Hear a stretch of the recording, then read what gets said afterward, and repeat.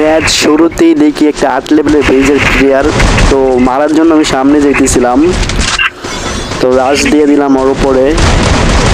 এদিকে দেখে আমাকে ডাউন করে দিছে।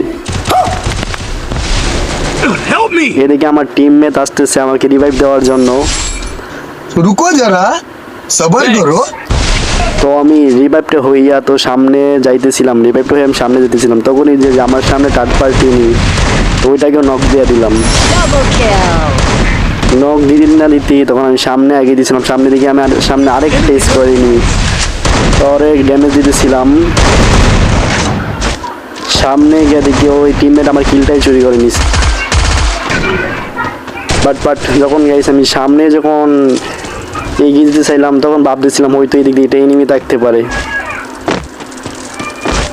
তো উপর থেকে এনিমি ল্যান্ড করতে পারছে যে অলমাইটি, আর এর মধ্যে দেখতে পারছে যে কেজি মানে কাবু ভাইয়ের গিল্ডের প্লেয়ার কেজি মারিয়া পড়ছে আমাদের মেসে। তো গাইস আমি কি পারবো কাবু ভাইয়ের গিল্ডের কেজি মারিয়াকে খুঁজে বের করতে?